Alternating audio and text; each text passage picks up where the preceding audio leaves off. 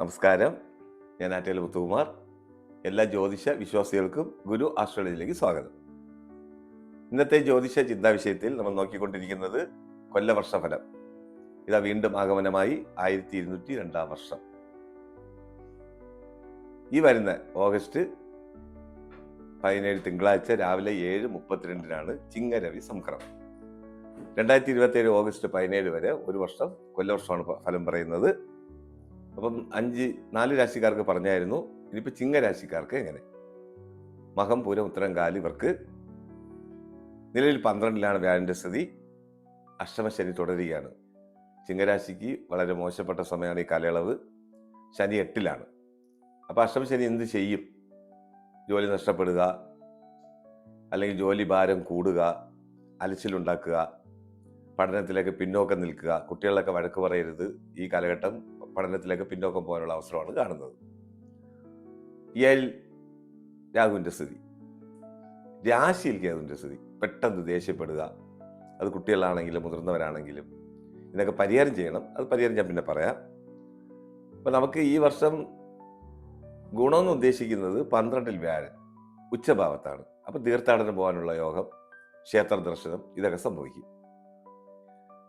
പിന്നെ പഠനത്തിലാണെങ്കിലും പുറത്തു നിന്ന് പഠിക്കാനുള്ള യോഗം. ഇപ്പൊ ശനി അഷ്ടമശനിയാണെങ്കിലും കണ്ടകശനിയാണെങ്കിലും 7 ശനിയാണെങ്കിലും സ്വദേശത്ത് നിന്നാൽ പ്രശ്നങ്ങൾ ഉദിക്കും. കുറച്ച് മാറി നിൽക്കുകയാണെങ്കിൽ, അതായത് കടൽ കടന്ന് പോവുകയാണെങ്കിൽ ദോഷകാഠിന്യം കുറയും.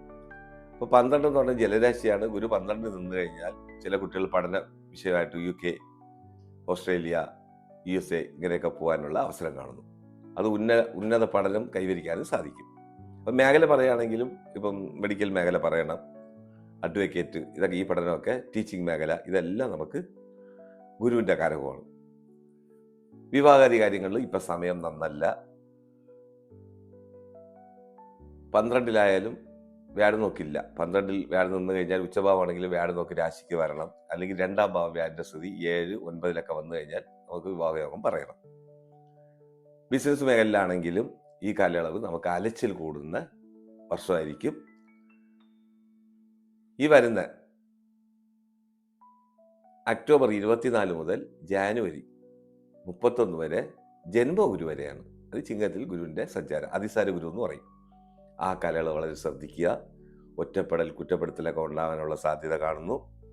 ആരോഗ്യം ശ്രദ്ധിക്കുക. 8ാം ഭാവാധിപൻ രാശിയിൽ വരുന്നത് യൂറിനറി ഇൻഫെക്ഷൻ വരാനോ, വാട്ടർ മുഖേന, വെള്ളം മുഖേന, അത് ജലജന്യ രോഗം എന്ന് പറയും, വരാനുള്ള സാധ്യത കാണുന്നു. സ്റ്റോൺ വരാനുള്ള സാധ്യത കാണുന്നു. വളരെ ശ്രദ്ധ വേണം. ആരോഗ്യം, അത് കുട്ടികളാണെങ്കിലും മുതിർന്നവരാണെങ്കിലും അലച്ചിൽ കൂടുന്ന വർഷമാണ്.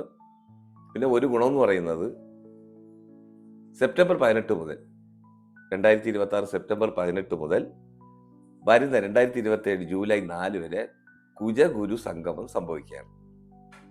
അത് നമുക്കൊരു ചെറിയ സപ്പോർട്ടീവ് ആവും. എന്നാൽ രാശിക്ക് 9ാം ഭാവാധിപനായ കുജനും 8ാം ഭാവാധിപനായ ഗുരുവും ചിങ്ങത്തിൽ ഒരു 1.5 മാസം 2 മാസം വരെ സഞ്ചരിക്കും. ഈ കാലയളവൊക്കെ നമുക്ക് ചെറിയ ഗുണഫലം അനുഭവപ്പെടാനുള്ള യോഗം കാണുന്നു. പിന്നെ പോലീസ് വകുപ്പിൽ ടെസ്റ്റ് എഴുതി നിൽക്കുന്നവർക്കൊക്കെ ജോലി സാധ്യത, ഗവൺമെൻറ് ജോലി സാധ്യത കാണുന്നു. അപ്പോൾ നമുക്ക് എങ്ങനെ പറയാം? ഫലം എന്ന് പറയുന്നത് ഗുണദോഷ സമ്മിശ്ര ഫലം, അങ്ങനെ പറയാവും. വിവാഹാദി കാര്യങ്ങളൊക്കെ തടസ്സമാണ്.